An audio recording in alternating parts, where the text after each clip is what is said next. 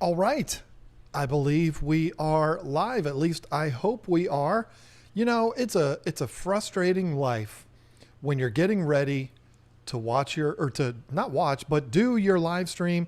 The baseball game starts, your team goes down 3-0 at the top of the first inning, and then the second inning, or excuse me, the bottom of the first inning starts, and we get 4 runs, and all of a sudden, way, yay, it's 4-3, and everything's great, everything's back to normal, and then they score 7 runs at the top of the second inning, and now my team is losing 10-4. Yay! How's everybody doing tonight? Got a lot of fun things to talk about here. No particular plan other than I have a couple of comments and stuff like that I can get started with, and then we can move on. Thank you, Candy. Thank you, Dolbeck, both giving me the thumbs up on the audio and video. No Lisa again tonight. She is here with us, just not in the room and not going to be on the stream. I am very sorry for that. 2 weeks in a row, but I can assure you everything is fine. It's just not something she's able to do right now. But she is still going to be involved in these live streams full time, but just starting next week. Whether she chooses to talk about it or not is up to her. But again, it's not a big deal. Everything's good. Nothing to worry about. Nothing to be alarmed over. In fact, we got a lot of things to be excited about, not just worrying about Lisa. But again, I can assure you, Lisa's fine. She's actually right there because our bedroom is directly above the garage. You just can't see her. She's right there. If she was to knock on the floor right now, I would hear her. But Lisa, don't do that. Don't knock on the floor. Anyway, a couple of cool things to talk about. First of all, I decided about 5 minutes ago that I'm going to do a giveaway tonight. I didn't put it in the title of the live stream. I didn't plan on doing this, but I decided, you know what? I'm going to do it because there is a new product that I want to talk about, and I'm going to give away one of those new products. And maybe if I feel real good, maybe we'll give away more than one. I don't know, but I'm excited to talk about that. And I'm also excited to make the huge announcement that breeding yellow labs is so easy. Let me tell you, you can't see the yellow labs, of course, right now because Lisa's not with us. So the tank is not pointed to her, but I have a tank sitting directly across from me. If you haven't been following along with this channel, that has what the provider of these yellow labs said was 60. I still think it's 50, but you know what? There's bigger things to argue about. I got a whole bunch of yellow labs in there, and over the last week, I have found 3, guaranteed 2, but I'm pretty sure 3 holding females in that tank already. We told you this was going to happen. We said, put a bunch of yellow labs in there. They're unsexed, meaning I don't know whether they're males or females. They're still pretty young, so they're still growing. There's really no way to tell what they are. I mean, I guess some people can, you can vent them and all that kind of stuff, but I ain't got time for all that. I don't really care because the males and the females both are absolutely gorgeous fish. And, you put them in there and they're going to breed. It's just going to happen. It's kind of a just add water fish. That's the way it works with yellow labs. The challenge is going to be when I first sent pictures of what we call mamas, to Lisa, she was like, I got to come down there and catch them and put them in a tank. It's just not going to be possible in this tank. First of all, the tank is 30 inches deep, which makes it way too high to easily get down in there and scoop fish out. These fish are so fast and they have so many hiding places in this tank. There's just not going to be any way to catch the females, to strip them or put them into a tank and let them, spit their fry whenever they're ready. So we're just going to let nature take its course. We've provided plenty of hiding spaces for the fry, and these fish are still small enough. I don't know if they're going to be able to just slurp up the fry. If they were full-grown yellow labs, that would definitely be a concern. And it's a concern now because some of them are a pretty decent size, but I still think the fry are going to be big enough where they probably won't get consumed. But there'll be some that are able to go and find themselves a little hiding spot underneath one of the rocks or in one of the little caves or something like that, and they won't get eaten. That's the hope anyway. Now, if we were trying to breed these fish to get as many as possible to sell them or whatever, we would take a different approach. But we're not doing that. And I don't want to see fry get eaten, but the reality is I'm really not going to see it anyway. It's going to happen when I'm, whatever. It doesn't matter. But it's not like I'm going to actively be watching it to say, oh, look, oh my goodness, he ate one. I'm not into that kind of thing. So whatever happens is going to happen. And I know there's going to be a lot of people that are going to look at that as, well, that's cruel. It's really not. I mean, if you think about it, if these fish were breeding in the wild, this is exactly the way it would be. Survival of the fittest, right? So, it is what it is. I just hope that I don't see it, because if I see that happen, then I'm really going to be frustrated. And then I'm going to be like, man, what could I have done? I should have. Anyway, I'm not going to be watching for that to happen. So anyway, excited about that. We knew it was going to happen. This tank is going to be overrun with yellow labs before we know it. We got that shipment. It's been 3 or 4 weeks, maybe a month. I don't know. I don't know when we got those fish. It's been a while. Time flies so bad. Our kid's birthday was yesterday, and I went almost the entire day not even realizing that it was her birthday. Not because I don't know when her birthday is, but because I didn't realize yesterday was April 14th. It's the way the world works right now. One day just kind of morphs into the next, and it's craziness. I don't know when we exactly got those fish. We have not lost one of them. They're all super hardy, super happy in there. Plenty of room to go around and explore and stuff like that. They're just happy as can be. And, excuse me, I don't need you whining while I'm on a live stream. I got my dogs in here tonight. We've been feeding them a new food, but it's not the food that we're going to talk about tonight. It's not the new food we're going to talk about tonight because that one's not available yet.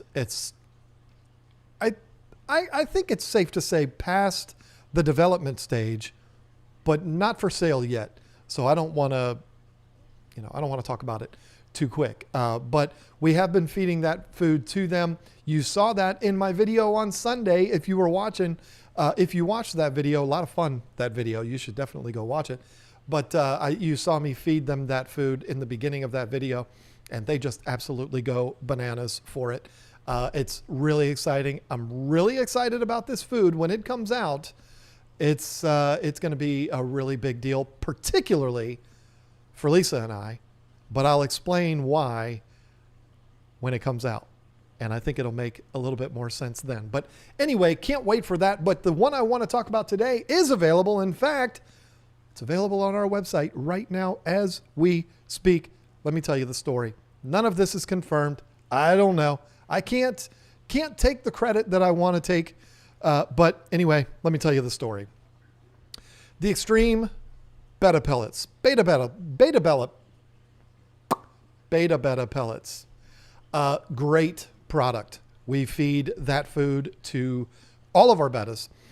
In fact, because we have had a relationship for, it's almost been 10 years now with Extreme. 2013 is when we started with them, and we've been just huge supporters of them forever, and they're a huge supporter of us.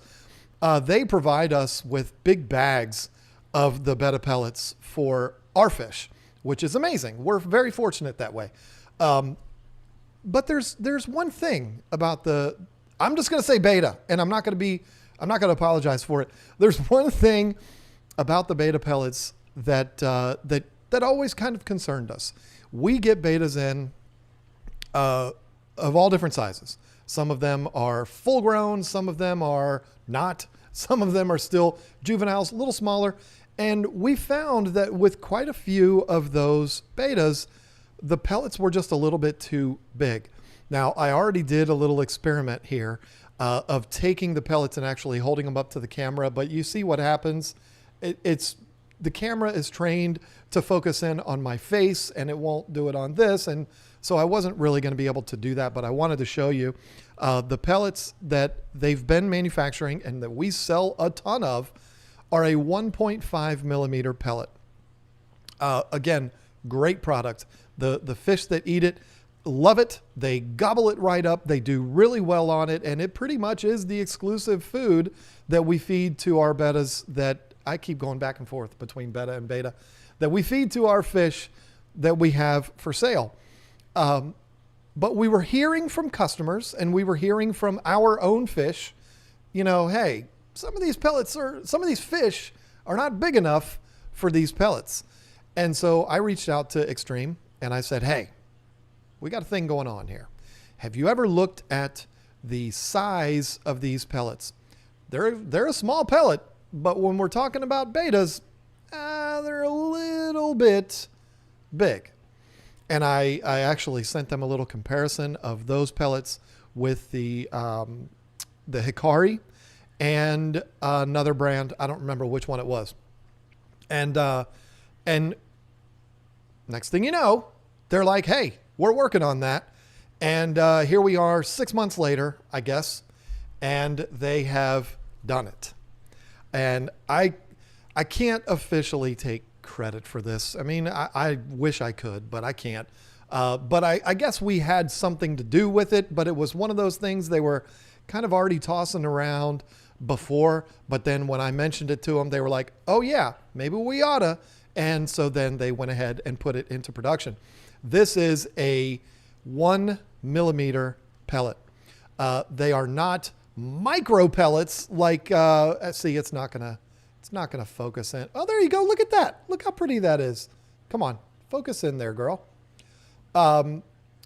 It's not a powder. It is not a micro pellet. It's not the size of the Extreme Nano, which is like a fry or community fish pellet. Those are micro pellets. Those are really, really tiny. It's not quite that small, but they are significantly smaller than the 1.5 millimeter. Let me see. Let me grab this.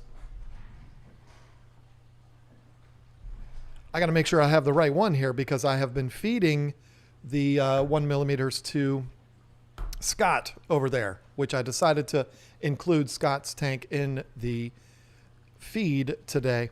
I don't know if you're going to be able to see this on the camera. You really ought to be able to, but I'm going to put both of these up as they both pour out. Let me see if I can get it to focus. There we go. Look at that. That's a pretty dramatic difference there between the original pellet, which is this one, and the new pellets, which is this one.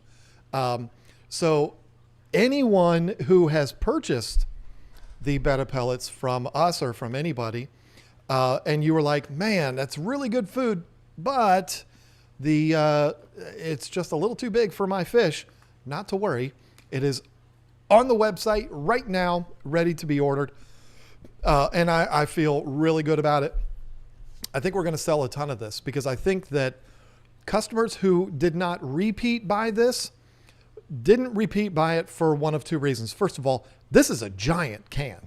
I mean, when you look at this compared to the other containers of Extreme, the big containers, you would think, wow, that's not very much. But for a Betta, if you have one or maybe two, this is going to last you so long. This is going to go a long way. So they've either not bought a second can because they just haven't run out because this is a long time worth of food, or because they were like, you know what, it's a great food, but it's a little bit too big. Now you can do it. They're right there on the website. It's not a separate product page, although I should do that. I added them to the website literally a half an hour ago. So what I did was I created them as a variant of the Betta pellets. So you go to the website, you click on the Betta pellets from Extreme. You're going to have the option of the 1 millimeter or the 1.5. If you want the new one, select the 1 millimeter. It's the same food. It's just smaller. So really, really excited about that. And I love knowing that it's not my concept, but I love knowing that maybe I was the one that was able to kick them into gear and say, hey, come on, Let's make these a little smaller. We're talking about little tiny fish here. So very, very, very excited about that. Thank you, Extreme, for doing that. I got a lot of respect for a company that's willing to say, hey, you know what? Maybe we need to refine this a little bit. Maybe we need to make a little adjustment here. So many companies would be like, nah, you know what? We're making our money. We're selling them, and we don't need to change a thing. But this company, however, listens to its retailers, listens to its customers, and says, okay, we need to make some adjustments. So I'm not just, listen, folks, I've been saying this, and Lisa has been saying this about this company since 2013. So I'm not sitting here just trying to do an advertisement, although I kind of am, but you know what I mean? I'm not saying this just because I want you to buy the product. I'm saying it because I mean it. And it's not the first time that you've ever heard me say that. So I got a lot of respect for anybody that is willing to make a change like that and say, hey, you know what? We need to make an adjustment. That's a beautiful thing. So thank you to Extreme for that. And why don't we just go ahead and do it? It's 8:15, 8:16. We're just getting started. How many people we got in here? 454. Unacceptable. We will do the giveaway when we get to 500. 500 lately is a low number. That's a really low number. For what we've had 750, 800 people in here regularly. I understand a lot of those people are like, it's just him. I don't want to have anything to do with this week. Or maybe I scared them away last week.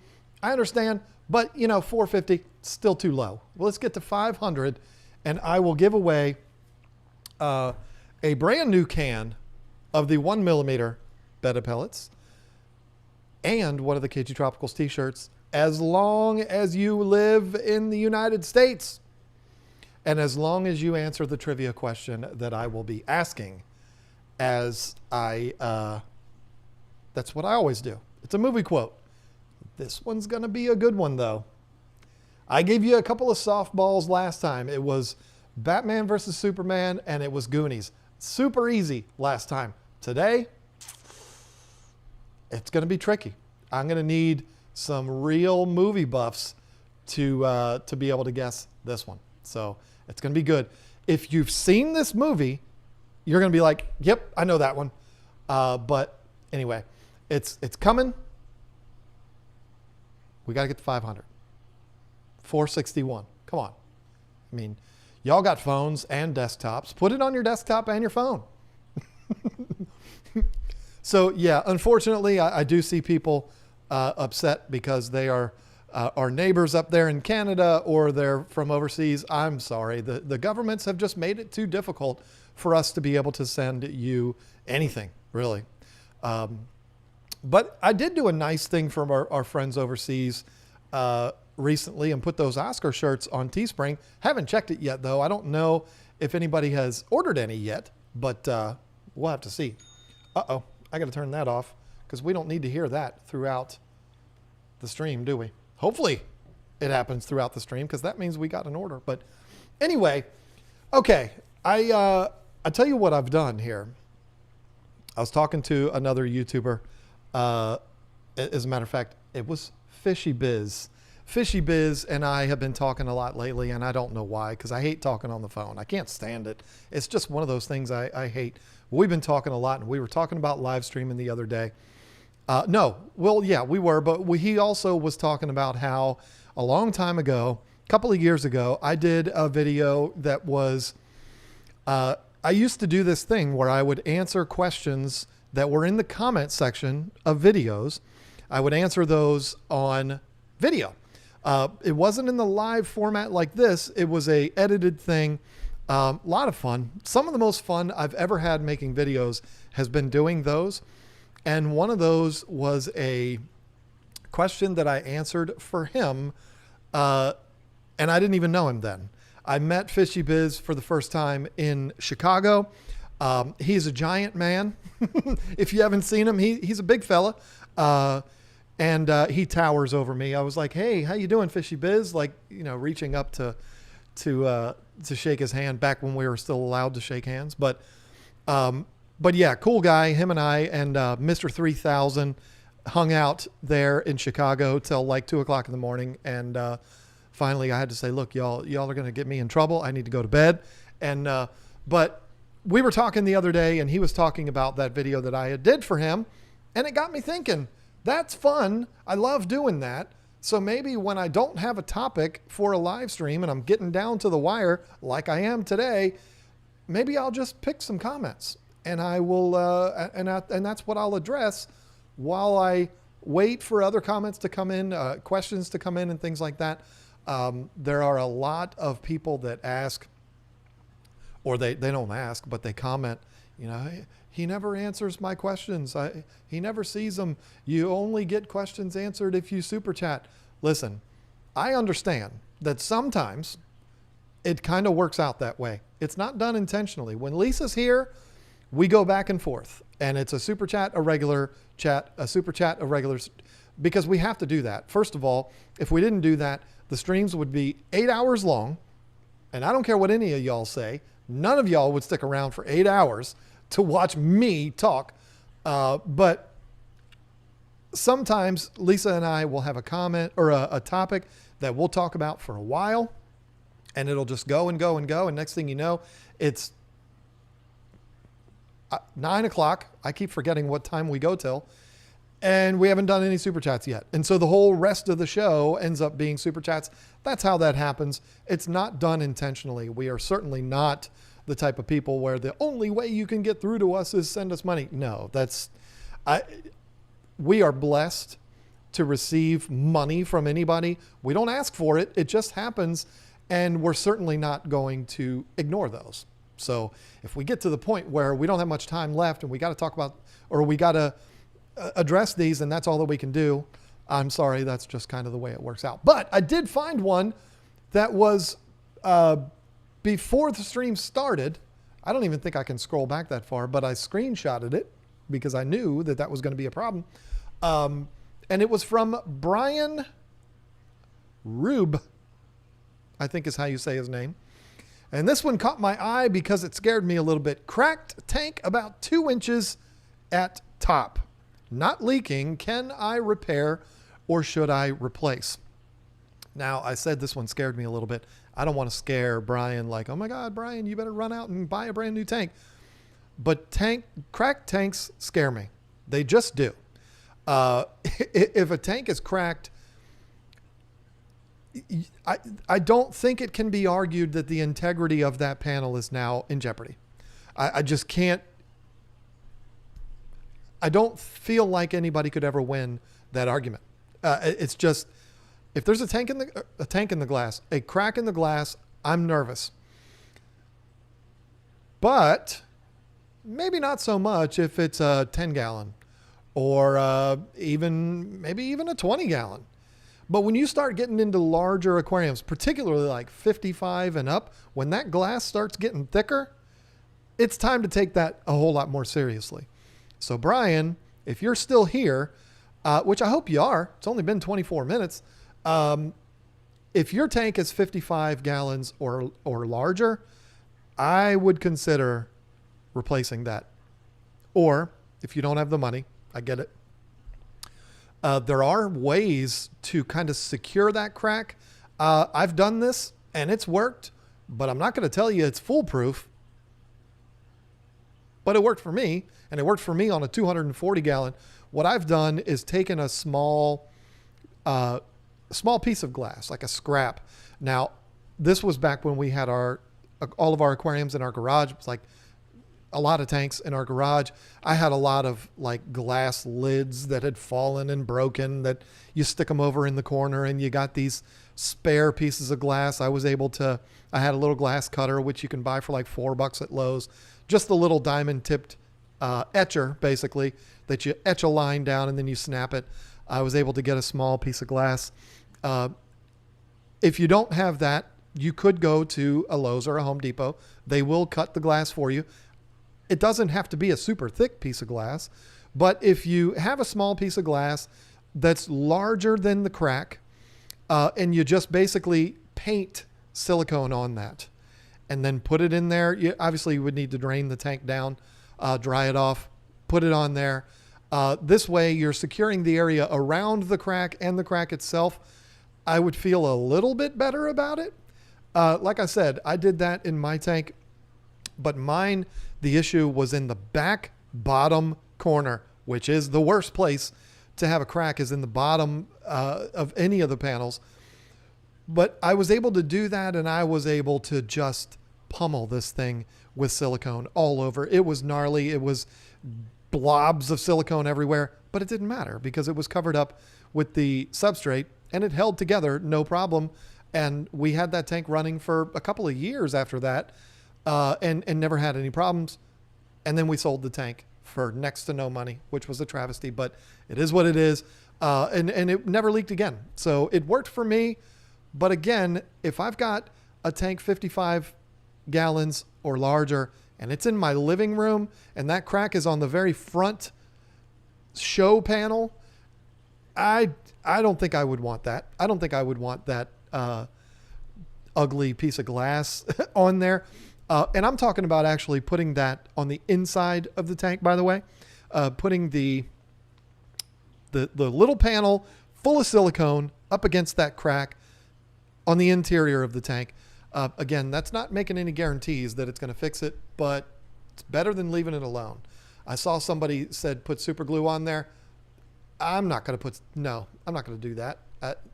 No, I'm not sitting here telling you that's not going to work, but I'm not going to do it because no, I would do the little thing of glass. But if it's 55 or smaller, you know, Petco is practically doing $1 a gallon all the time now. If not, if it's a 29 gallon tank, they're not outrageously expensive. Just go buy a brand new tank, and just this way you don't have any worries at all. And you can you take that problem, just make that problem go away. And then you can use the broken tank, just fill it halfway up, use it as a quarantine tank, or use it as a fry tank or something. Who knows? So, okay, we are over 500. Thank you all for reminding me that. Okay. Once again, the rules of the giveaway are as follows. And why is this happening? Why is she doing this? Hello? Hey, there's 500 people watching. Oh, okay, thank you. Bye. I love that woman. She called me to tell me there's over 500 people watching. And the funny thing is I could hear myself in the background of her on the phone because there's a delay saying, okay, it's over 500 now. Let's get going. Anyway, we're going to do a giveaway tonight. We're going to give away a fresh, brand new can, never even been opened can of the new 1mm Betta pellet from Extreme. Super excited about this product. Obviously, we were below 500. We were at like 450. So there's almost 100 people in here that were not in here when I was talking about this before. I'm going to give away one of these. I keep wanting to pick up the right one, as if you can see the little 1mm down at the bottom. I got both cans sitting here. Put that one way over there. Brand new product from Extreme. It's the same product, it's just smaller.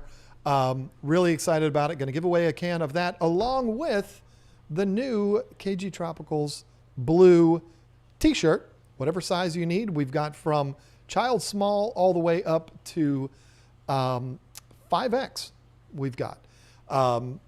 So as long as you live in the United States and as long as you get this movie quote, whoever is first to get it, and whoever's first to get this one, I am going to congratulate you up and down because this is a hard one. It really is. When you hear it, you're going to be like, that sounds weird, but if you've seen the movie, it'll make sense and you'll know exactly what scene it came from. So everybody get their thinking caps on. I'm not going to be able to do it. Like, there doesn't need to be a voice attached to this. It's just the line is all that matters. If you are the first person to say the movie in the comment section and you live in the United States, you will be a winner. All you'll have to do is give me your information and give me your shirt size. The quote is this: come in with the milk. Come in with the milk. Come in with the milk. Come in with the milk. Come in with the milk. Come in with the milk. Come in with the milk. That's the quote. If you've seen the movie, you know exactly what it is. If you haven't seen it, you're like, that sounds like the dumbest movie I've ever heard in my life. But let me tell you something, you'd be wrong, because it is an absolutely, absolutely amazing movie. Love it. And it is not The Big Lebowski. Why does everybody always guess The Big Lebowski? Big Lebowski is, oh, Justin Mosley got it. That was quick. Wow. I'm disappointed. I thought it was going to be I thought it was going to take a little longer than that. It is The Aviator. Howard Hughes was a nut job, and he hijacked a movie theater for 4 months or whatever it was. And that's where he was. I'm pretty sure that's where, that was, he was in the movie theater when he did that, but he would do that. And I've actually watched documentaries about Howard Hughes and stuff like that. And he would do that, with things like he would go into an episode where he would just repeat things over and over and over and over and over again. And that was one of them, Come In With the Milk. I don't know if he ever actually did that in real life, but Leonardo DiCaprio did a marvelous job of doing that as he was naked in the movie theater by himself with a line about 100 bottles wide of milk bottles that were full of urine, because he stayed in a movie theater for 4 months naked and never left. Not Leonardo DiCaprio, Howard Hughes. But that movie is fantastic. It is directed by Martin Scorsese, so of course it's fantastic. I would definitely recommend it to anyone. So, who was it? Justin Mosley. Have you ordered from us already? I feel like I recognize that name, or maybe I'm just thinking that because of Mark Mosley, the Super Bowl MVP player from the former team formerly known as the Washington Redskins. So anyway, congratulations to you. Email me, kgtropicals@gmail.com, and I will get your information. And whoever it is, I'm gonna call you out. I'm gonna do it right here. Rakesh, you Googled it, and I know you did. I know you Googled it because you put the date. You said Aviator 2004. Nobody answers the name of a movie and then puts the date unless they just Googled it. You probably thought the movie was called Aviator 2004 because that's what you saw on Google, but it's just The Aviator. But anyway, thank you for participating. Rakesh was the 4th or 5th person because Matt F. came in right after Justin and got that. I love that movie. I love every single movie that's ever been made by Martin Scorsese, and I love every single movie that stars Leonardo DiCaprio. I don't care what it is. He could do a movie about a bald guy in King George that makes videos about fish keeping, and I would watch it because it would be awesome because he's amazing. Anyway, Leo DiCaprio and Daniel Day-Lewis would probably be the two that it doesn't matter what they do, I'm going to watch. Anyway, let's get away from that now. Let's go and where do I have these? Let me find these real quick. I've got a couple of comments that I can go with here. I see a long line of super chats here. Good grief. Maybe I shouldn't, but I don't want to get yelled at for only... Where'd it go? I know it's on the screen somewhere. I got some questions here. These will be quick ones. We don't have to spend a whole lot of time with it, but what I did was I went to the comment section of YouTube, of our channel, and I went, it seems like for whatever reason, the best questions that I find are questions that are in the held for review section. I don't know why this question was in the, it says blocked words. This may be, it's probably stupid. I think I might have the word stupid blocked. I mean, I don't feel like looking at the word stupid. So maybe that's what it is.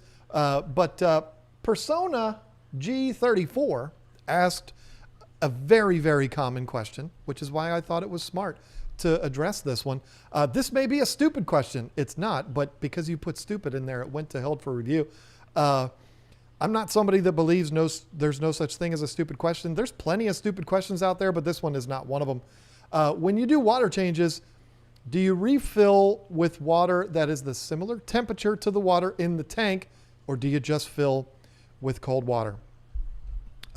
Very, very commonly asked question. And I'm going to pull up another one here because it's similar. And we're going to talk about them both at the same time. And then I'm going to get to your stuff. Renegade the Rapper said, okay, whoa, pause. When you talked about the Python, you said you could flick a switch to have it fill the tank back up. How do you treat the tap water before putting it in the tank? Shouldn't you treat it before putting it in? Or is your particular tap water already dechlorinated? I think you should make a separate video and go over that in a bit more detail. Super scared a newbie fish keeper will try this and kill their fish because they forgot to treat the water first. Okay, first of all, it has to be said, and I'm not trying to be a jerk here, it's not going to kill your fish. It's not going to instantaneously. When you put chlorinated tap water in your aquarium, it's not like you're filling it full of poison. Is it good for the fish? Absolutely not. If it wasn't a bad thing for fish, we wouldn't have dechlorinators. It's definitely something that we want to get that chlorine out of there. But is it going to instantaneously kill your fish? No. We all know what's going to happen. The whole idea of chlorinated water is chlorine acts as a bleach. It's the same as bleach. That's why it smells like bleach. If your city does a big treatment for their water and you turn your shower on and all of a sudden your bathroom smells like a rec center, it's because of all of that chlorine. And that you would not want to put in your tank if it's that strong. But the whole purpose of chlorine in aquarium water is to kill bacteria.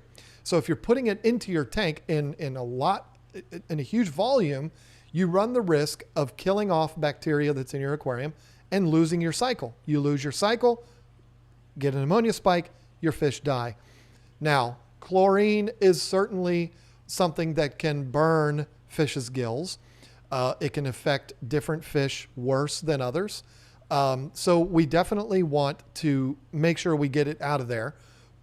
But in most situations, most city water that is chlorinated, it's not so chlorinated that it's going to instantly kill your fish. So the answer to that question is you can treat the water while you're putting it in and it's fine. I've done this forever.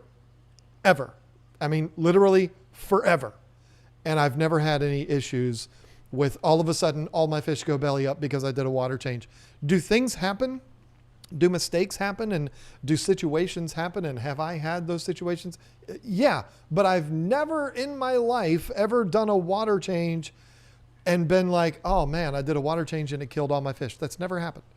And I've always filled the tank up and dechlorinated it while it's filling up.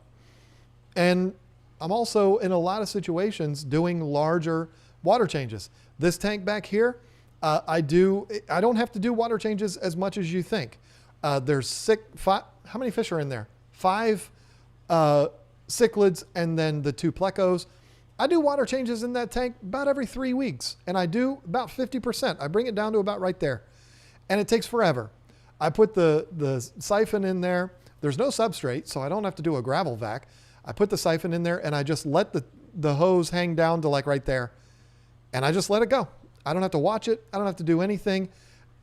Once the water gets down to the bottom of that siphon hose, it's going to stop siphoning, and then I can start filling it back up. I'm doing 50% water changes in there, and I'm dechlorinating it while I'm refilling it, and I've never had any problems. Not with that tank, not with any of my tanks. If you're doing smaller water changes, if you're one of those people that does frequent small water changes, first of all, good for you. But second of all, that's even less of a risk. If you're dechlorinating it while you're filling it up, you're just putting a little bit of water in there. It's not that big of a deal. So yeah, not a problem to treat it while you're putting it in. And to answer the first question, there's a couple of ways of looking at the first question, which was the person that put it in there, Brian, I think was his name Brian? I think his name was Brian. thought it was a stupid question. It's definitely not a stupid question. Believe me, I've seen a lot of stupid questions. This one is not stupid. You don't want to freeze your fish. You don't want to put ice cold water in there. Usually, water straight out of your tap, even all the way over to the blue, is not going to be 32-degree water. It's probably going to be in the 60s or so. Cold to where you wouldn't want to take a shower with it, but not going to, impact your fish that much. But I still wouldn't do that. I would put it at between warm and cool. Not all the way at warm, because that's a lot warmer than you think. And not all the way down, but I guess that would mean about a quarter of the way up on the scale of hot to cold. I usually go about a quarter of the way up, and I fill it up with that, and everything's fine. Now, there are some fish that if you're trying to breed, you would want to give them a cool water change, because a lot of times that cool water, it simulates rain. At least that's what I've been told. I haven't talked to any of the fish. They haven't told me that this is the reason, but the assumption is that it's simulating rain, because when it rains, the water in a large body of water is going to cool off a little bit, and that induces spawning. So not all fish, but a lot of fish, if you were wanting to get them breeding, a cool water, not cold, don't freeze them, but a cool water change will actually get them going and make them want to do it. So I've told this story so many times, but I'm going to tell it again because it fits the conversation. When we had all of our tanks in our garage, 127 tanks, we were breeding African cichlids. We would do all of our water changes on Sundays because Lisa and I both worked full-time jobs, and that's the day we had to do them. And the next day there would be so many holding females. We bred all exclusive mouth brooders, and there would be so many females holding the next day, because African cichlids are one of those fish that if you do a cool water change, it will get them going. It kind of energizes them and makes them want to do it.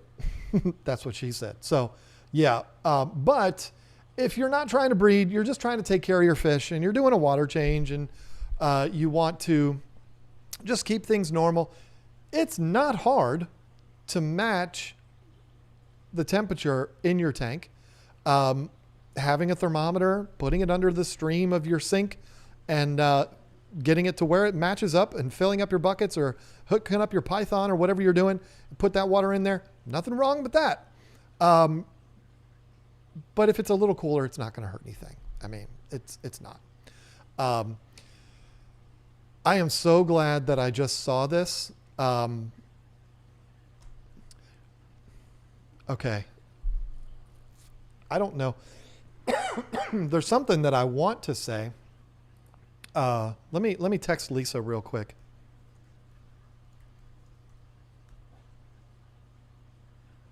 I'm sorry. I know this is very entertaining to watch. Lisa, please answer that quickly, because Richard Gogger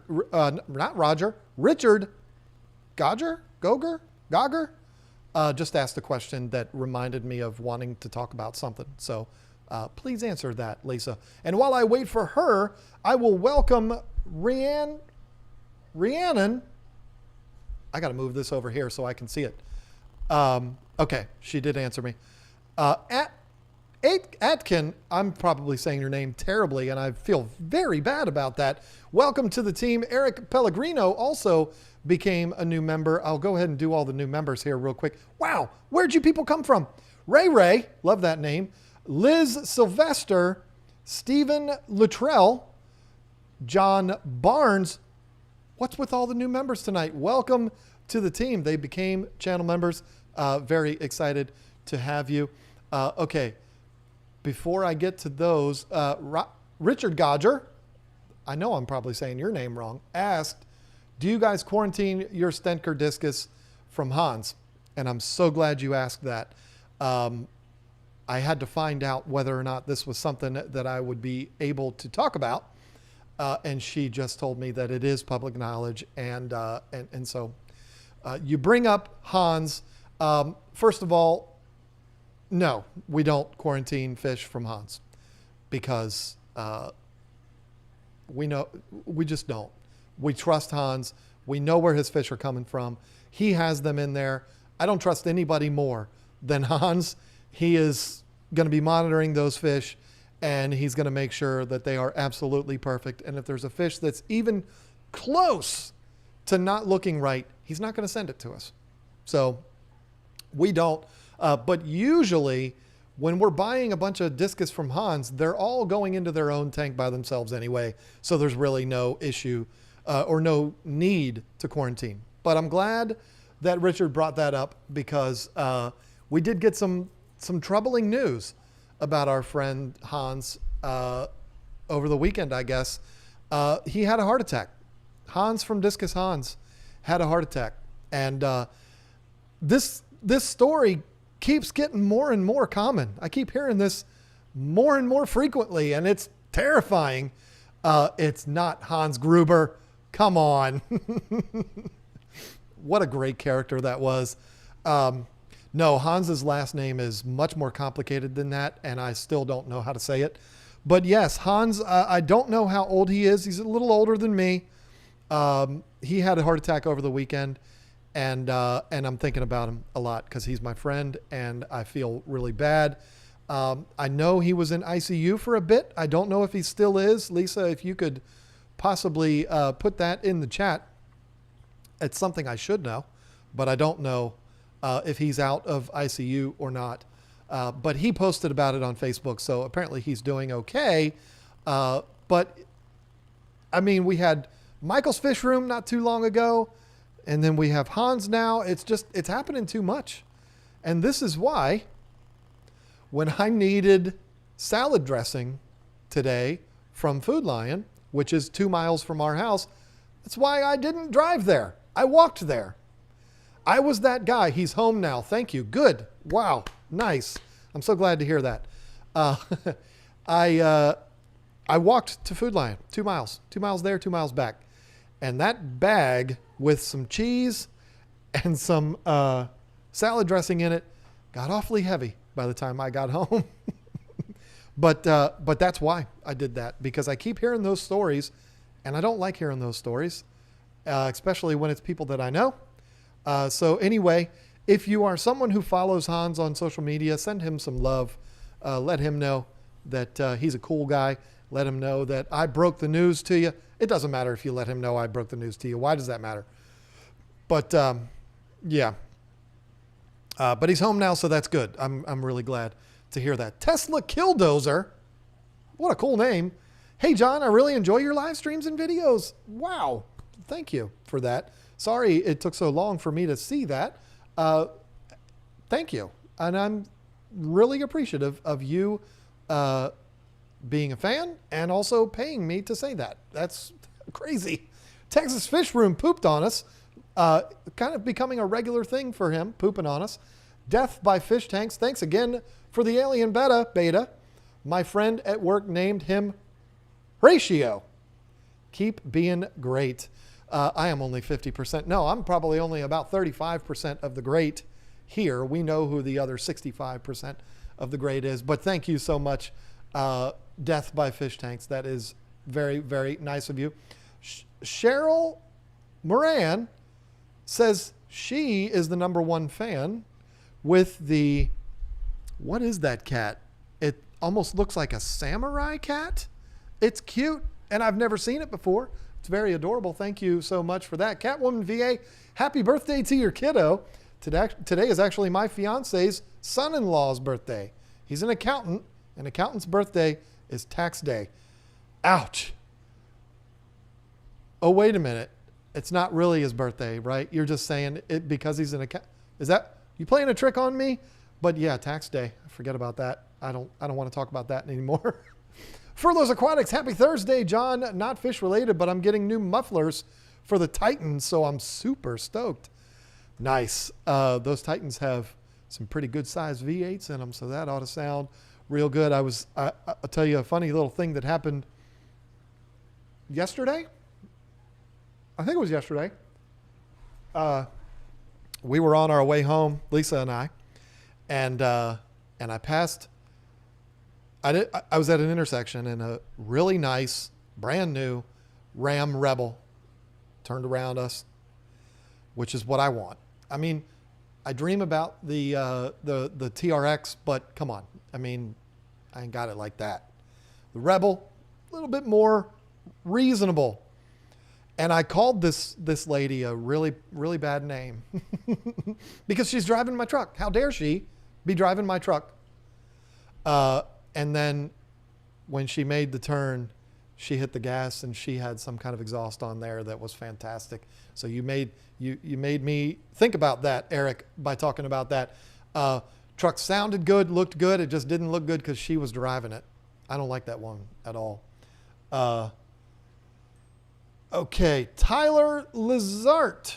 I hope I'm saying her name right. Got a scenario for you. 17.1 gallon tank. Interesting size. 17.1. Blue Dream, Neo Shrimp, Ottos, Nerites, Rabbit Snails, and CPDs fully planted. Thoughts, ideas to build this as my first tank. So you don't have this yet, but this is what you're wanting. Are we on the same page here? Because you're saying, got a scenario, here it is. Ideas to build this as my first tank. You know, shrimp are not necessarily like beginners. They're not fish, but they're not the most beginner friendly. The Blue Dreams and the Neos, the Blue Dream Neo Caridina shrimp, I've tried to keep those. I successfully kept them until they escaped from my tank. But I've also been doing this for a long time. I didn't think they were super hard to keep, but then again, I'm not a shrimp person and I don't have them anymore. So that ought to tell you something. But this was also like 6 years ago. Maybe cherry shrimp. I mean, they're the ones that are kind of unanimous. Everybody says they're the easiest thing in the world to keep. Maybe try those because you can do all the research in the world, which you're obviously doing a great job of, Tyler, because you came here. I'm being facetious when I say that, but you're taking on a lot here. Fully planted with shrimp in it. The snails, not a big deal. Ottos, no big deal. CPDs, they're not fragile. I mean, so this is what I would do. Because none of the fish that you're talking about are like really nasty fish, like meaning they're going to just terrorize all the other fish in the tank. What I would do is I would set everything up without the shrimp. I would get it good and established because shrimp like a tank that's good and established anyway. They like that stuff in it. They like to be able to go around and eat all that stuff that's around. You know the stuff I'm talking about. I'm not saying they go around and eat fish poop. I'm saying all the stuff that gets around and the algae and the little things that grow, they go around and they constantly pick on that. So you need to let that develop. Let that tank come to life with your CPDs and your snails and your Ottos in there. Let it come to life and then add your shrimp. There you go. That's my advice for you. Already welcomed Ray and Liz Sylvester. Gustavo Cortez, our new best friend. Hi, John. Hi, Lisa. My Bettas love the pellets I bought from you. I definitely have to order the smaller pellets. Awesome job. Yeah. The Bettas, they love the extreme pellets. I'm not just saying that. We have a giant, like 5-pound bag of it that we feed to our fish. They love it. But the little ones, they're going to love even more because they're easier for them to deal with. Yeah. You said it, Gustavo. They love it. It's great.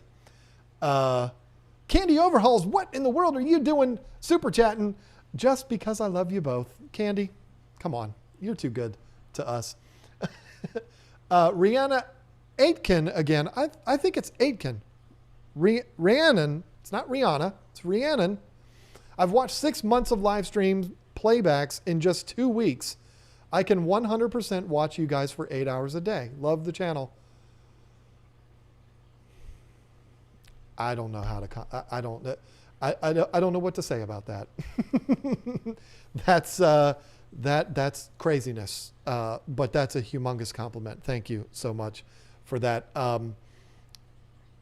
I just never in a million years ever thought that would ever be said to me about anything, ever. So thank you. And I'm sorry for botching your name like that. Somebody said, what is CPD's? Celestial Pearl Danios. That's what is CPD's.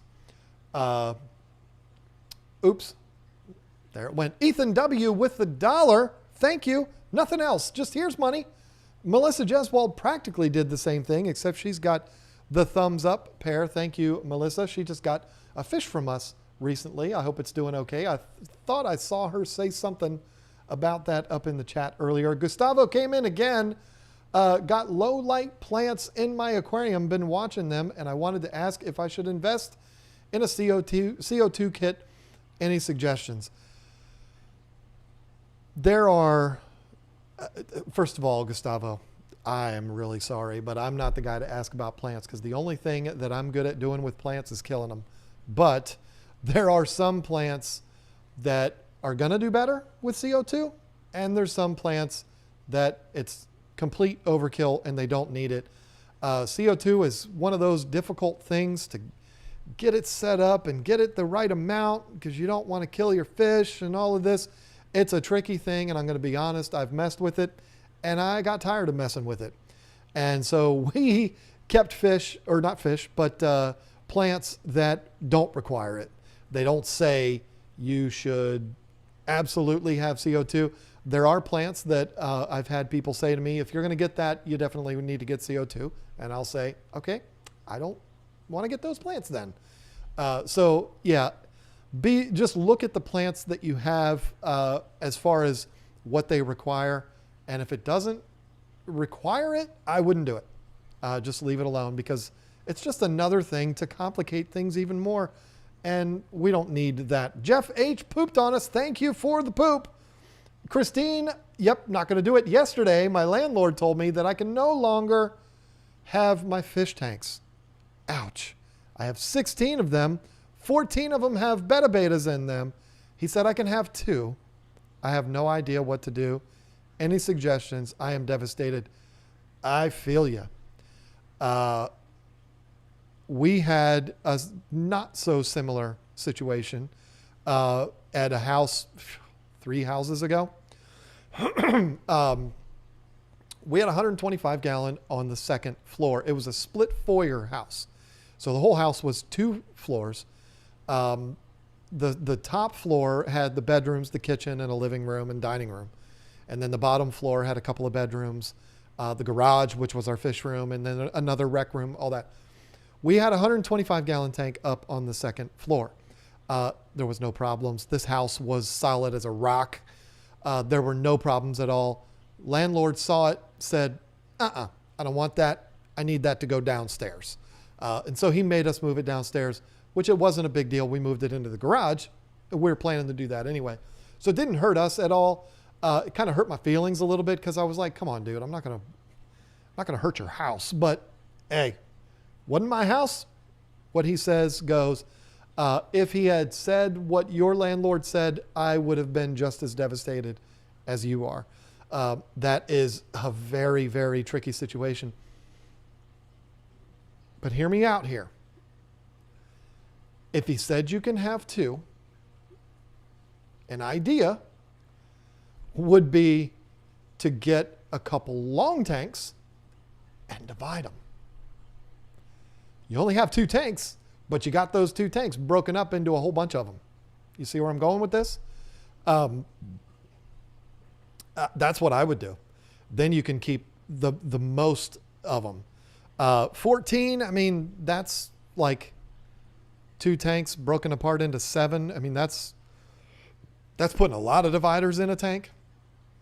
But you could easily do that with like 33 longs, which are 4 feet long, and they're 12 by 12 by 4.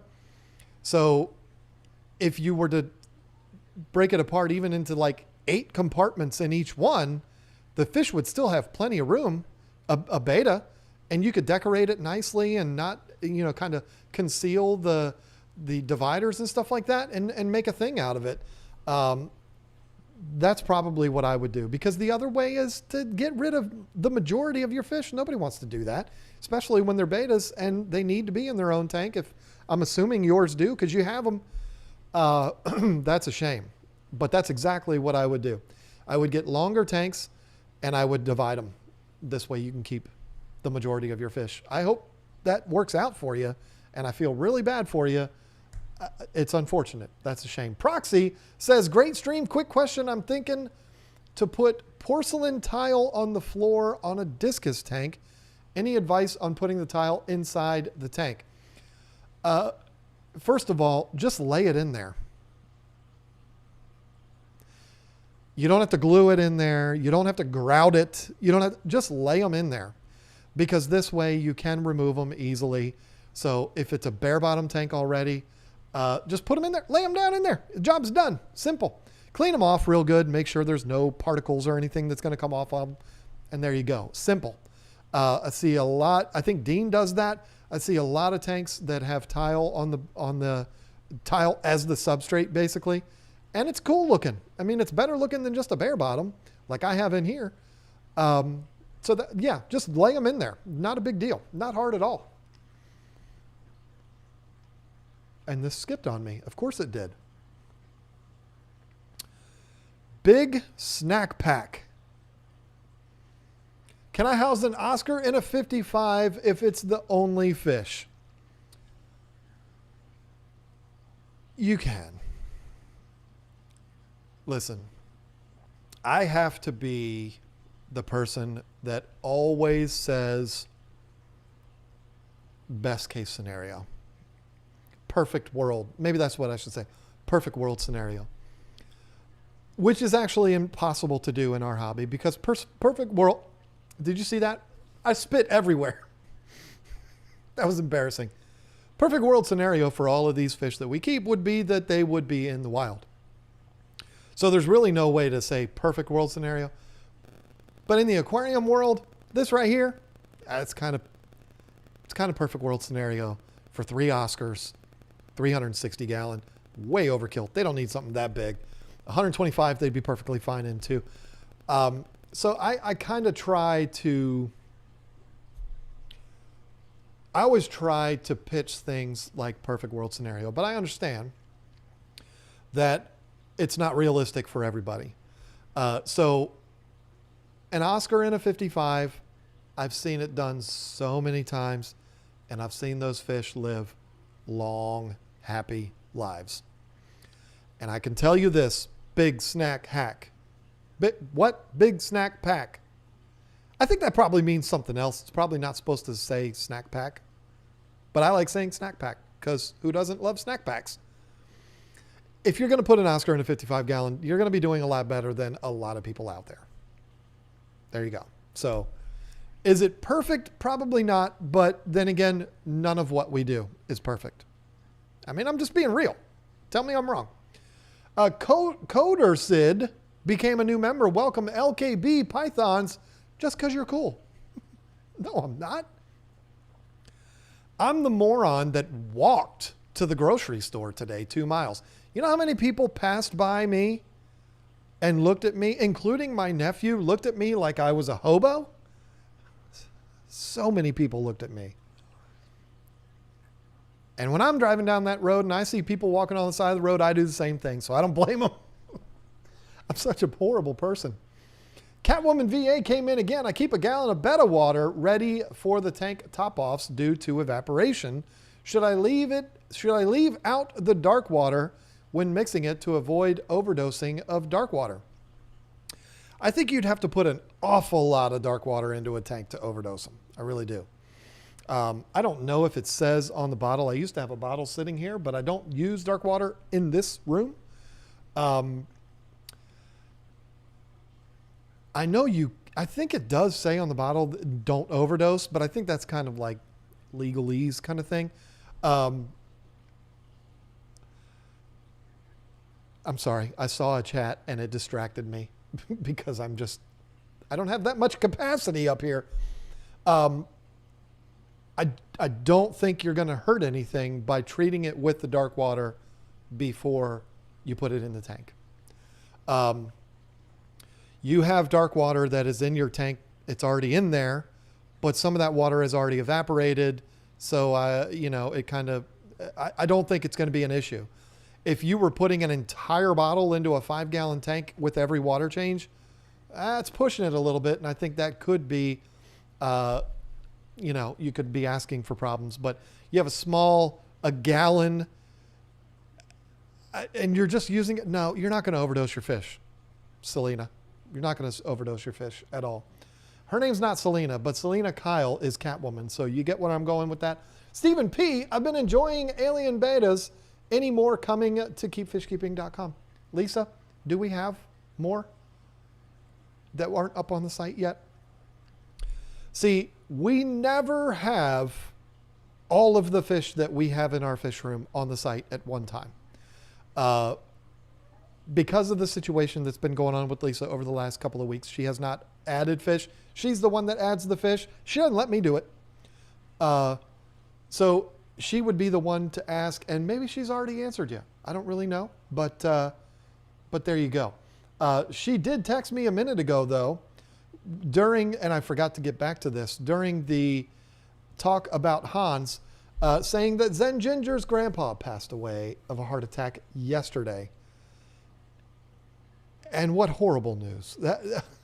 I was just talking about it. That is devastating, and I am very, very sorry, Zen Ginger. Who likes to hear that kind of stuff? That's just terrible. So, sorry for you. And I've been on a good streak for a long time and haven't lost any family members. Why did I just say that?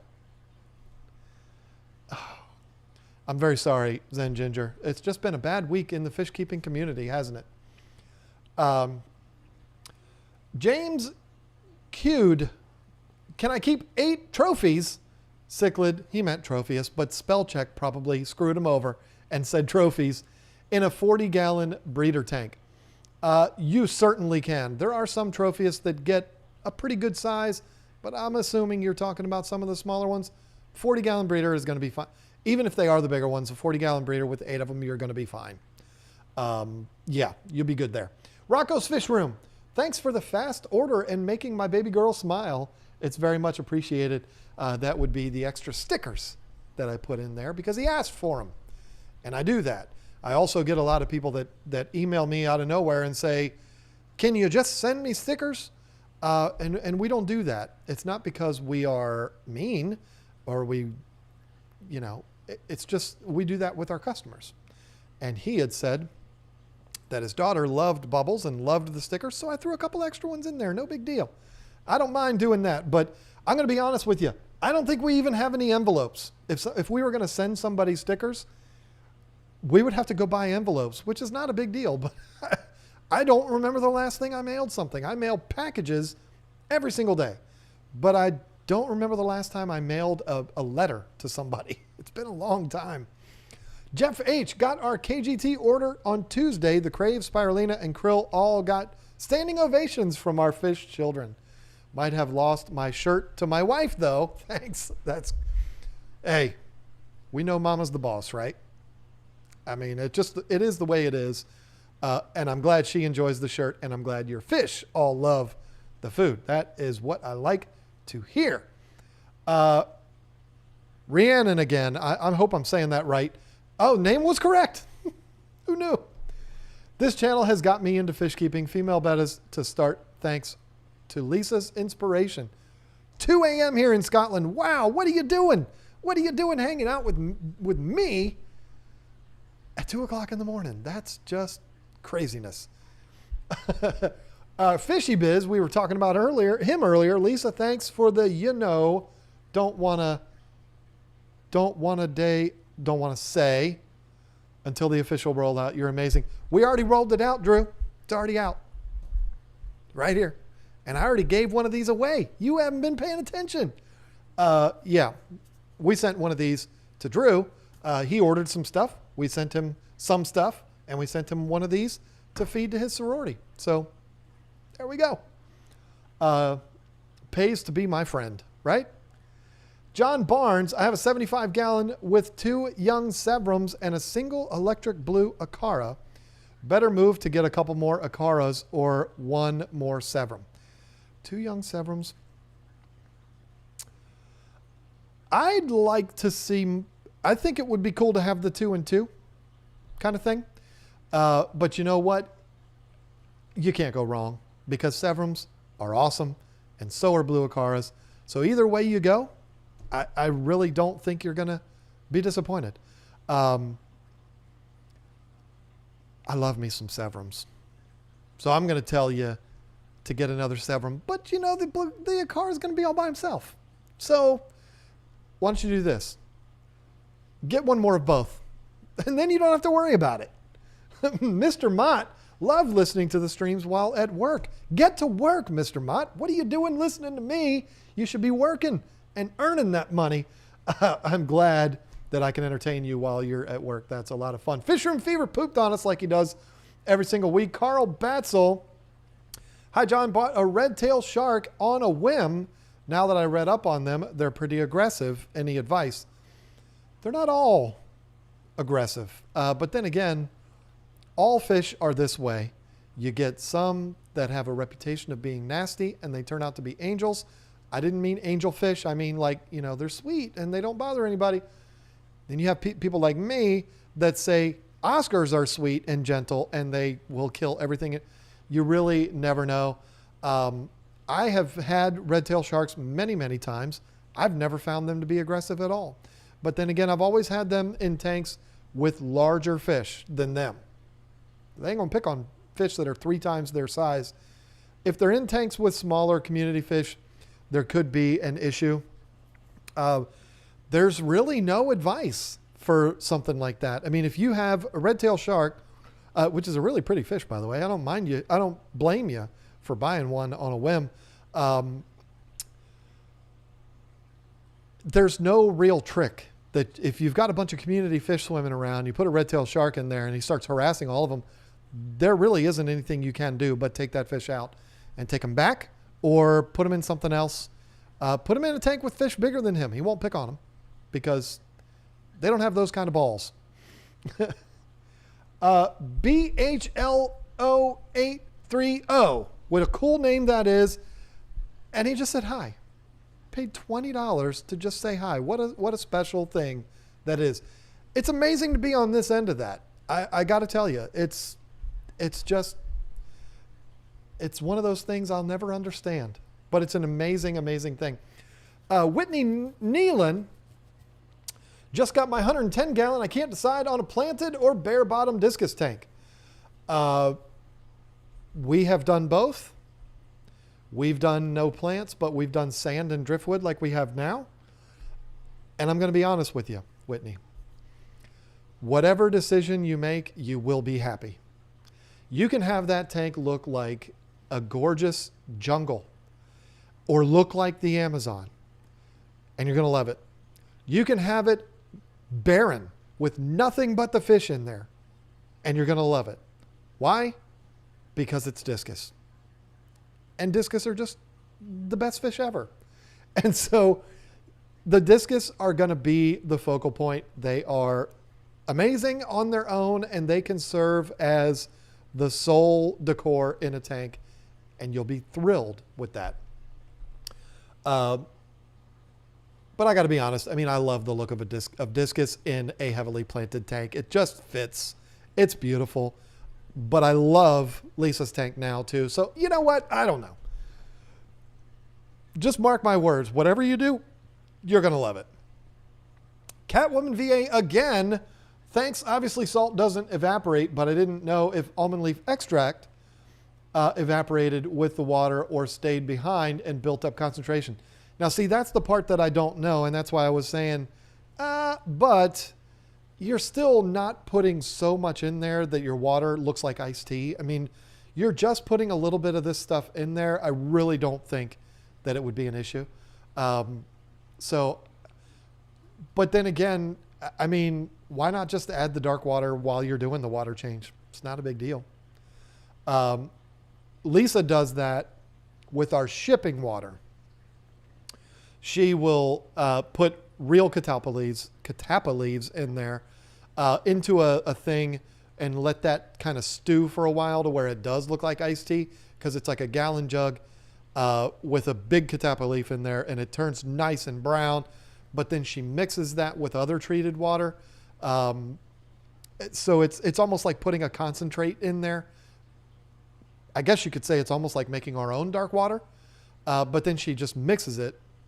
I don't know what just got me saying that. But anyway, LKB Pythons probably liked that video I did with Rama the other day, didn't you? Oreos or Chips Ahoy?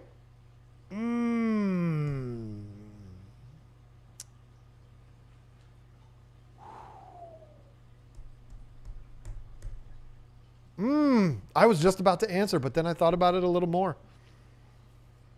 Oreos are real good. But I'm going Chips Ahoy. I said it. I'm going to go Chips Ahoy.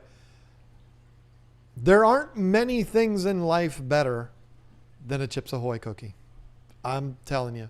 If I wasn't trying to not be such a fatso, I could easily eat an entire sleeve. Do they still come in sleeves? I haven't bought Chips Ahoy in a long time. Do they still come in the 2 long sleeves? Plenty of times in my life, I have murdered one entire sleeve without even thinking about it. They are wonderful. But Oreos are super good too. I don't think you can go wrong either way. But I'm still saying Chips Ahoy. Rhiannon again. How many? Just kidding. Oh, you did that, didn't you? You did that. First person today, although I haven't seen it in the chats, probably 25 people in the chat have said, how many of this? How many of that? I get... Here we go. See, T-Bomb85 is either playing along with the joke or... how many nano fish would you put in a 90? I don't know. Because I've never done that. I've never done teeny tiny fish in a 90-gallon tank. I'm assuming you mean 90 gallon. You might mean 90 liters. I don't even know how many gallons that is. But either way, it's a good sized tank. You could put a whole lot in there, but I can't answer that. Because first of all, it's a principle thing. And second of all, T-Bomb, if you don't know my thing, you probably don't get that. And it's just an inside joke. But I've never done any kind of calculations for that. Because, I mean, if you're doing Celestial Pearl Danios in a 90-gallon, I feel like you could do as many as you want. But, or Ember Tetras, I mean, geez, you could put 100 of them in a 90-gallon tank, and you probably still wouldn't even barely see them. So, yeah, you could have some fun with that. Xanadu, I still don't know if I'm saying that right. I've seen him in other streams, and I've seen other streamers pronounce their name, and I think you say it the same way I do. Xanadu pooped on us. He doo-dooed on us because that's what he likes to do. Oh, and Hudson heard the question you don't like to get. What's the opposite? You mean like the question I like to get? Oh, man. What questions do I... You know what? Oh, boy. I'm going to get myself in so much trouble for saying this. But I'm going to say it anyway. I believe that Lisa and I believe we've made a connection with a lot of people. Meaning... we kind of put ourselves out there, and we don't necessarily go deep personal stuff. I don't talk about politics. I don't talk about current events unless it has to do with fish keeping.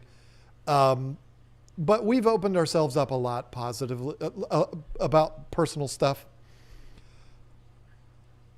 So is it weird for me to say I kind of like when people ask questions about me? It's not an arrogance thing. It's not an ego thing. It's more like if people ask a question about, I say me, but us, that means we've made that connection. I know I'm sounding all sappy and all goofy right now. Mags, come here. My dog has been begging me to come up in my lap. Come here. Okay, now she runs away.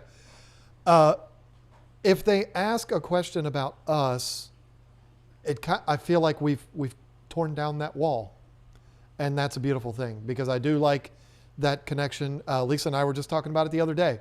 I want to feel like we're talking to a bunch of friends here. So, yeah. It's not an arrogance thing. It's not an ego thing, but I would like for people to ask questions about me or us. There you go. David Wanner, I still don't think I'm saying that right. No questions this week, just sending love. I don't know what we do to deserve that. Pam Husak setting a 38-gallon planted tank, thinking about a pair of Angels or Blue Rams. Well, I'm going to tell you Angels 10 times out of 10. But I love Rams too. So how about this? Why don't we do both? Why wouldn't you do both? They can go well together. 38 gallons is enough. I mean, Rams are tiny. 38 gallons is good for Angels. Why not do both? Do a pair of both. No big deal. I mean, it could become a problem if we're talking about a breeding pair. But, if you're just talking about 2 Angels, 2 Rams, why not? Do it. Both of them. That's a beautiful thing. Thomas, oh boy, Molinaro, just curious how many... It's not the same question. It's not that question, but it has how many in it. And we were just talking about that. How many of us think it's necessary to disinfect aquarium plants from Petco? Heard a lot of people talk about quarantining plants. Heard a lot of people talk about disasters happening from not quarantining plants. In fact, Rachel O'Leary talked about it in a video that we had her on as part of our 10 Things series, where she talked about not doing that, and it caused a huge problem. I don't think you should treat Petco plants any differently than you would treat plants from anywhere else. Unless it's like your buddy that just pulled them out of his tank or her tank and put them in a bag and gave them to you. This is somebody that you're both fish keepers. You know each other. You know their tanks. But if you're buying plants from anybody, you're going to probably want to make sure they're okay before you put. So, I've never really heard it discussed with Petco plants. I think we've bought Petco plants before and we haven't had any problems though. So, Delana Silva did what she does every week, and I don't know why she does it. Puts up the #1 fan pair. You are #1, Delana. It is you. It is not me. It's not Lisa. It's you. I don't know what we did to deserve you. How many people can... This is getting funny now, and this is what everybody's going to do. How many people can you put in a 6x8? How many dogs in a crate? See, Richard, you're just yanking the chain is what you're doing now. And it's funny. I enjoy it. I like it. It's fun. And I like that we can have fun like that. You just put how many and it sets me off. Nothing really sets me off anymore. Not like that guy I got sent a video of today. I'm not going to say who sent it to me, and I'm not going to say who it was, but there was a guy who lost his mind on a live stream, a fish tuber, the other day. Oh boy, I hope that guy's okay, because wow. But you're not going to get me to go off like that. But, how many is one of those things that just gets me going. So thank you, Richard. You definitely threw fuel on the fire there. T-Bomb85 again, thanks. I'm doing 15 to 20 CPD and 70 to 80 neon tetras. Good Lord. I've been talking non-stop. This is what happens. 70 to 80 neon tetras, as well as see, I can't talk. Neocaridina shrimp, planted, of course. Love the channel. Keep up the good work. That's going to be a magnificent tank. It really is. That's a lot of fish, and I love that. I love tanks with lots of fish in them as long as the people are taking care of the fish. That's the #1 thing. I'm sure you're going to do that, though. T-Bomb. Chuck Tornetta with the $5 Bravo kitty. I love the kitties. I'm going to start a protest, though. Why does Google not have dogs? They have pears, they have hippos, they have cats. Why don't they have dogs? LKB Pythons is doing it again. Lay's or Doritos? I got to go Doritos on that one. Cool Ranch Doritos? Come on. Give me a break. But I'm going to tell you this, too. I can destroy, not now because I'm trying to do my thing, but I can destroy an entire bag of just plain Lay's. Yes, indeed, I can. All day long.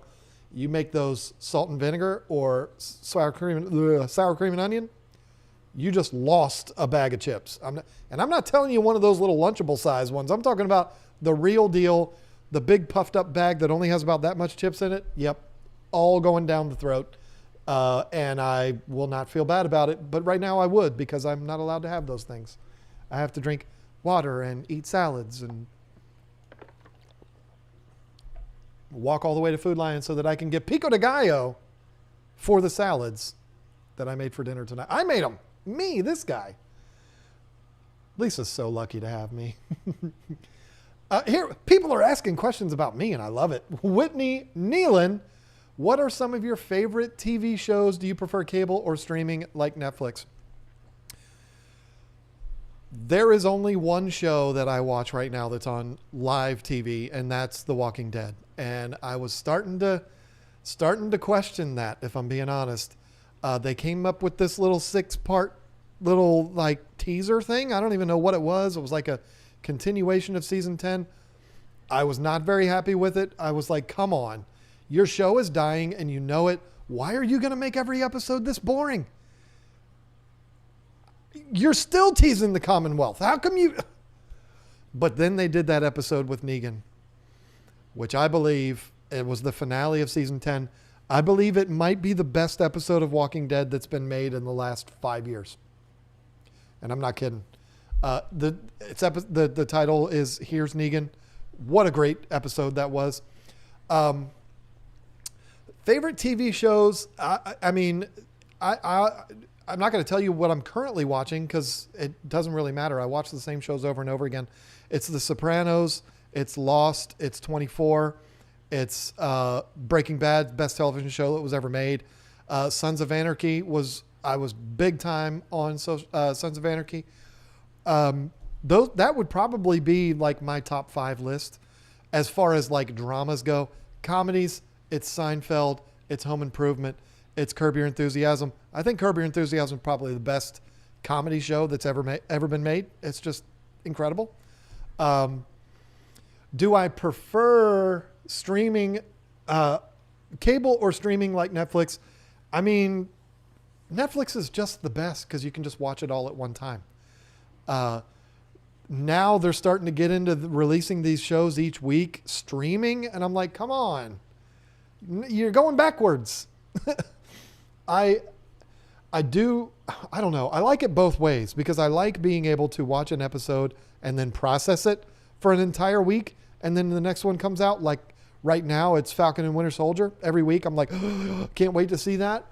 Very good show, by the way. So I guess I lied to you when I said I'm not currently watching any shows because I'm watching Walking Dead and that one. But Walking Dead's over. But there is something to be said about like you got a cold, you're not going to do anything all day, and you can just watch an entire season of The Boys. I mean, that's just like awesome. So anyway, I'm getting way off here. Christine Richardson just lost a female from the sorority. Super sad. Just needs some love. Wow. Just added a plant. That is unfortunate.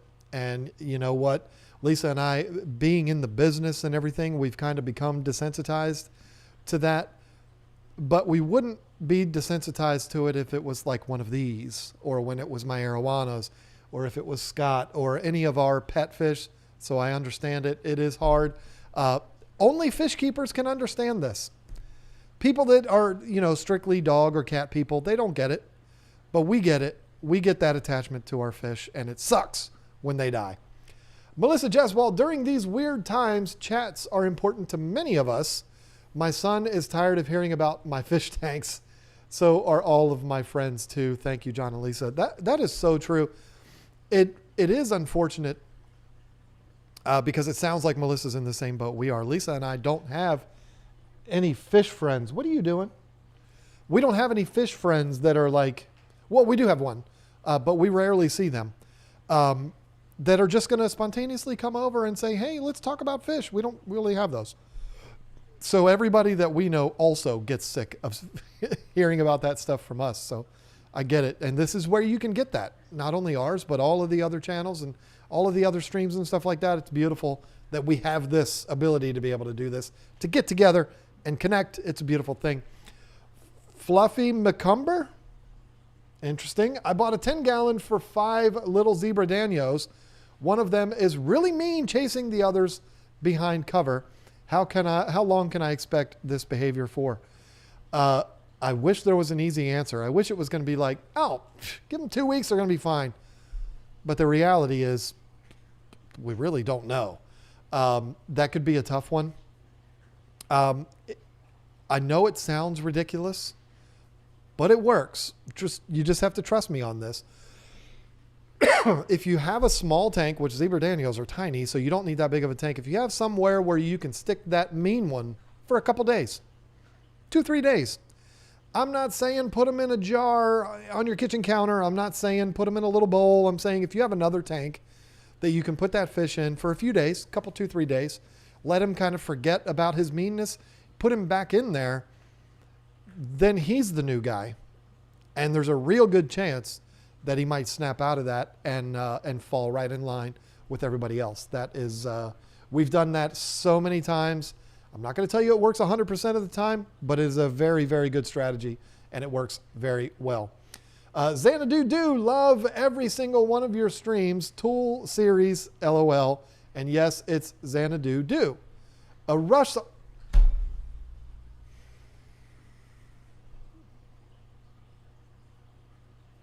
I'm so ashamed of myself because I'm a very big Rush fan.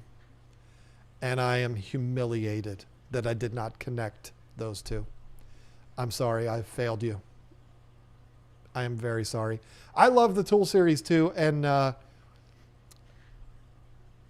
been watching them lately because I'm trying to figure out if there's a way I can make shorts out of the Tool series. And they were so much fun to make, and I miss doing those. We might have to get back into making those. The problem is nobody was really watching them. And when you put up videos and people don't watch, it hurts you long term. It's very, very true that you like lose the algorithm. That can definitely happen, where a bad video can just send you plummeting. It sucks, but it's the way the world works on YouTube. But I sure did love those. And maybe if I can figure out a way to make the series more appealing to more people, then I will do that. I would love to be able to bring that back. LKB Pythons is just really wanting to know my diet habits today. Movie theater popcorn or amusement park funnel cake? Oh, movie theater popcorn is so good. Okay, here's the answer that I'm going to give you. And this is me being real with you. This is me being brutally honest with you. The answer is movie theater popcorn if I am by myself. The reason why I say that is I don't care who it is. Lisa can tell you this. I don't care who I am in the room with. I despise hearing other people eat popcorn. It is one of those things that makes me want to, I can't say it. It's just one of those pet peeves of mine. So if I'm by myself, I would probably take movie theater popcorn. But boy, are those amusement park funnel cakes good. You put that strawberry stuff on them and the powdered sugar, and oh my goodness. Yes. You're making this really hard on me, LKB Pythons, because you're picking some heavy hitters here. And if you look at me, it's pretty obvious I indulge in all of these things that you're mentioning. They're both so good. You can get a bad funnel cake though. You can get a funnel cake that didn't cook long enough and it's kind of mushy and slimy. That's the worst. But a good funnel cake, I don't like them crunchy. But I don't like them undercooked either. It's like that, they got to find that perfect cooking time. And a lot of times in amusement parks, you know, they're just pop, pop, pop, pop. They're just throwing them in and they don't cook them long enough. And that really bothers me. How many times have you had a tank leak? T-Bomb 85 again. Twice. I've had 2 tank leaks. Both of them, the tank was in a garage when it happened. One of them was the 240 that I talked about earlier. And it was a used tank and it was beat up when I bought it. That tank was in a lot of videos on this channel, a lot. Like the first 3 years of our channel, it was on almost every video. Great tank, but you couldn't see how beat up that tank was. It was a S show. It was horrible, but it was a big giant tank and I only paid $150 for it. It leaked pretty bad when I first got it. The bottom trim around that tank was all gnarly and broken off. One half of it, one side, the entire bottom trim was broken off. It was just all beat up. And the bottom corner of that one leaked. Fixed it, no problem, never leaked again. And the other was a 75-gallon tank, I think, front seam. Just a little teeny tiny pinhole. And when you looked at the tank, it was like, oh, how'd that drop of water get on there? You wipe it off, and then you walk away, and you come back an hour later, and it's there again. You're like, who's dripping water on this tank? And then you realize, oh, it's the little pinhole leak just coming out. So that one, I just drained it and I resealed that one corner. People would say do the whole thing, but I'm one of those people that believes if silicone ain't leaking, I ain't gonna mess with it. So I just replaced the silicone on that corner. No problem. Never leaked again. So yeah, 2 times. Am I wrong, Lisa? I don't think I am. I'm pretty sure that that's the only 2 that have ever leaked. And we had a lot of tanks. We had a lot of tanks at our shop. We bought a lot of used tanks and none of them leaked. I don't know. We just got really lucky, I guess. Maybe it's all that movie theater popcorn and Chips Ahoy and Doritos that have made our tanks not leak. Anyway, okay, I am 8 minutes over. This is what happens when I'm by myself. I go over because I don't look at the clock and I go over the time and people are probably looking at their watches like, all right, come on. I mean, you're done. Come on. Let's move on now. So this was a lot of fun. Thank you so much for hanging out with just me the last couple of weeks. This was a lot of fun tonight. Just kind of going for it and just talking about stuff. I like doing that. And thank you, LKB Pythons, for all the questions about me. He heard that, what I said earlier. I'm assuming he. Because when I think snakes, I think guys. But it could be a girl. Who knows? Heard me saying, I like questions about me and just decided to flood me with questions about me. I love that. That's a beautiful thing. Oh, he did it again. Oh, but this one's a no-brainer. I can answer this. I didn't even... Oh, yeah, still a no-brainer because he tried to throw a curveball in there because I thought he was going to say, I keep saying he, I thought LKB Pythons was saying Starbucks coffee or McDonald's coffee. That one would have been a no-brainer for me. It would be McDonald's. In fact, we buy the McDonald's coffee grounds and we make that and it's delicious. I love McDonald's coffee, but that's not the question. It's Starbucks coffee or McDonald's fries.